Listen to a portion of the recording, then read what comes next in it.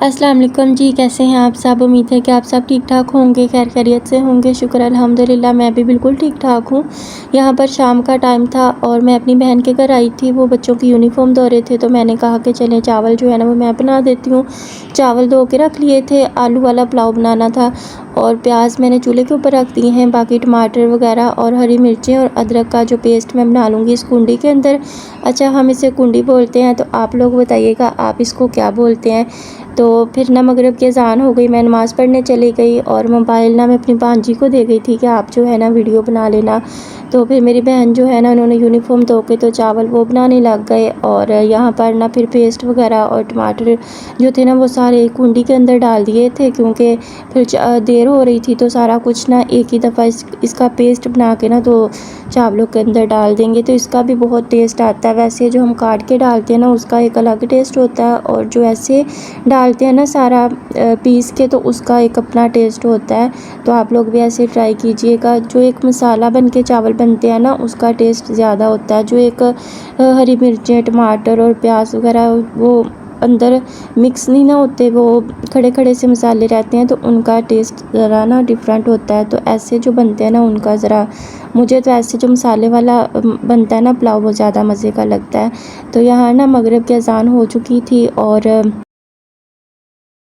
जब हमारा दूसरा पुराने वाला घर होता था ना, जब अम्मी बैठ के खाना बनाते थे, हमारा भी ऐसे चौतरा हुआ करता था। और हमारा जो घर था ना ये वाला घर और जो दूसरा मेरे भाई का घर है ना वो सारा एक ही घर होता था। बहुत बड़ा सेन हमारा होता था और तकरीबन हमारे घर के ना किचन डाल के 14 कमरे होते थे। तो वो जो एक होता था ना माँ बैठ के बनाते थे खाना और बाकी बहन भाई सारे आसपास बैठते थे, तो वो भी ना एक अपना ही था। और अच्छा, आप लोग बताइएगा, ये जो महीना है ना बड़ा उदासी वाला है। ऐसे बस दिल करता है कि दिल ना बड़ा परेशान हो, जैसे ना ये दिन ही पता नहीं कैसे हैं, उदासी वाले परेशानी वाले। दिल करता है बस हर टाइम ना रोने को दिल करता है। तो आपके साथ भी ऐसा होता है? क्योंकि ये जो महीना है ना, मेरे अब्बू भी इसी महीने में गए, मेरी अम्मी भी इसी महीने में गई, तो मुझे तो ये महीना बिल्कुल अच्छा नहीं लगता।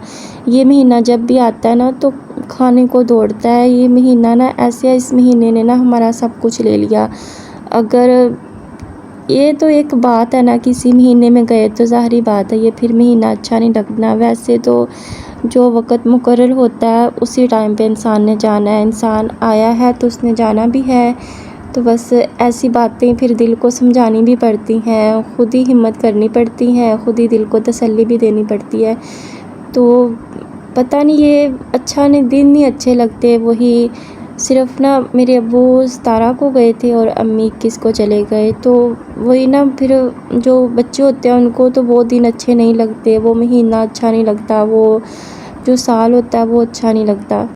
इन दिनों में हम हॉस्पिटल में थे और दिल में ना एक उम्मीद थी कि अम्मी ठीक हो जाएंगे, अम्मी जाएंगे घर वापस। और अम्मी जब भी आंखें बंद करते थे ना तो मैं फ़ौरन से अम्मी को हिला देती थी और अम्मी ना गुस्से से बोलते थे कि मुझे सोने दें। और जब डॉक्टर आते थे ना फिर डॉक्टर से कहते थे कि ये मुझे सोने नहीं देती। पता नहीं, जब भी अम्मी आंखें बंद करते थे ना तो दिल डर जाता था कि पता नहीं अब अम्मी आंखें खोलें कि ना खोलें। तो अम्मी ने डॉक्टर से कहा ना कि ये मुझे सोने नहीं दे रही, मुझे बहुत तंग करती हैं। तो डॉक्टर ने कहा कि ऐसा करते हैं, इनको ना घर भेज देते हैं। तो फिर अम्मी कहते हैं कि अगर इनको घर भेज दिया तो मुझे कौन संभालेगा। अच्छा, सेम ऐसे ही पुलाव बना हुआ था कलर डाल के, मेरी यही बहन ना हॉस्पिटल लेके गए थे और अम्मी के लिए ना अलग से खिचड़ी लेके गए थे। तो मैंने उस दिन 3 दिन बाद खाना खाया था, क्योंकि अम्मी की ना उस दिन तबीयत थोड़ी ठीक हो गई थी। हमने ना एक्सरे वगैरह करवाए, रिपोर्ट्स वगैरह जो करवाई ना वो ठीक आई, तो दिल को थोड़ी तसल्ली हो गई। तो मैंने उस दिन ना 3 दिन बाद खाना खाया। तो मैं प्लेट में डाल के खा रही थी तो अम्मी को खिचड़ी दी। तो अम्मी कहते खुद आप पुलाव खा रहे हैं, मुझे खिचड़ी दी है, मैं अब ठीक हो गई हूँ तो मैंने भी वो चावल खाने हैं। तो मैंने अम्मी से कहा कि आप ठीक हो जाएं तो हम इससे भी ज़्यादा आपको मज़े के चावल बना के देंगे। अच्छा, अम्मी अक्सर अकेले बैठ के ना तो रोते थे, अपनी अम्मी को याद कर कर के, अपनी अम्मी की बातें कर कर के रोते थे। तो मैंने अम्मी से अक्सर कहना कि आप अब इतने बड़े हो गए हैं, इतनी एज के हो गए हैं, आपके बच्चे जवान हो गए हैं, बच्चों की शादी हो गई है, तो अब अभी भी अपनी अम्मी को रोते हैं, हम आपके पास नहीं हैं। तो अम्मी ने आगे से कहना, आप लोगों को भी ये बात नहीं पता, जब आपकी अम्मी जाएगी ना फिर आपको इस बात का अंदाज़ा होगा। माँ की ना हर उम्र में ज़रूरत होती है और माँ की जो कमी होती है ना वो कोई भी पूरी नहीं कर सकता। अब खुद पे बीती है तो अब पता चलता है कि उम्र का माँ से कोई ताल्लुक़ नहीं होता, ना माँ की मोहब्बत वक़्त की मोहताज होती है।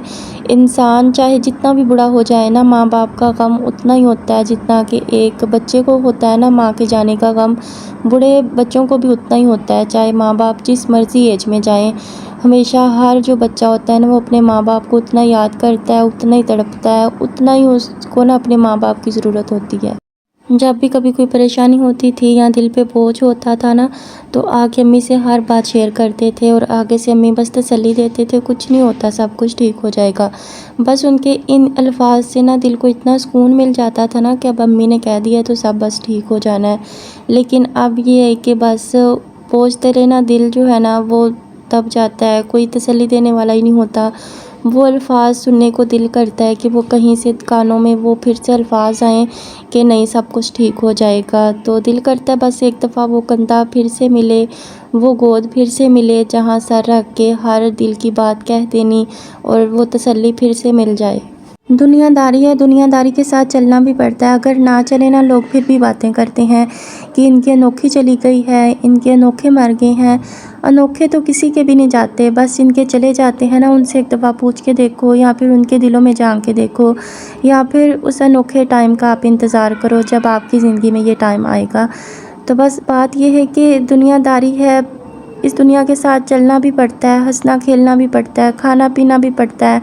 ज़िंदगी गुजारने के लिए हर काम ही करना पड़ता है, काम कुछ भी नहीं रुकते, कोई काम नहीं रुकता, शादियाँ भी हो जाती हैं, सब कुछ हो जाता है। लेकिन जिनके ये रिश्ते नहीं ना होते, उनके अंदर जो एक खालीपन होता है ना, उनके दिलों की जो वीरानगी होती है, वो ज़िंदगी के साथ जैसे जैसे ज़िंदगी जा रही होती है ना आगे, वो कम नहीं होती, वो वीरानगी, वो खालीपन बढ़ता जाता है। अल्लाह ताला से दुआ करते हैं कि जिन खुश नसीबों की माएँ आज भी ज़िंदा हैं, अल्लाह ताला उन्हें सेहत वाली, खुशियों भरी तवील ज़िंदगी अता फ़रमाए, उन्हें कभी किसी का मोहताज ना करे। अल्लाह ताला उनका साया उनके बच्चों पे हमेशा सलामत रहे। आपसे दिल की बातें करते करते ना मेरा ज़िंदगी का सबसे मुश्किल काम भी हो गया है। तो बस ये कपड़े पड़े हुए हैं, थोड़े थोड़े करके ना जब दिल करता है मैं प्रेस कर लेती हूँ। ये कपड़े मैं अपनी बहन के पास ही लेके गई थी, तो तब के ना बस आप मेरा हाल चेक कर लें। जब दिल करता है ना एक दो निकाल के तो प्रेस कर लेती हूँ। आज खाना वगैरह कुछ भी नहीं बनाना था, तो मैंने सोचा कि चले ये काम कर लेती हूँ। वैसे भी गर्मियों के ना एक दो माह रह गए हैं और कपड़े भी बस एक दो माह यूज़ होने हैं, बाद में ना सूटकेस में इनको रख देना है। लेकिन मैंने इनको उतारना नहीं है क्योंकि फिर बाद में अगली गर्मियाँ पता नहीं ज़िंदगी रहनी है नहीं रहनी तब तक। अब तो एक सेकंड का भी नहीं पता कि अगले पल क्या हो जाएगा। लेकिन जब कपड़े रखते हैं ना सर्दियों वाले या गर्मियों वाले रखते हैं या निकालते हैं, तब यही ख्याल होता है कि अगले साल हम पहनेंगे, अगले साल हम ये करेंगे। तो बस वही सोच रही थी कि अब ना इनको मैंने तय लगा के सूटकेस के अंदर नहीं रखना, वरना अगले साल ना फिर से मुझे प्रेस करने पड़ेंगे।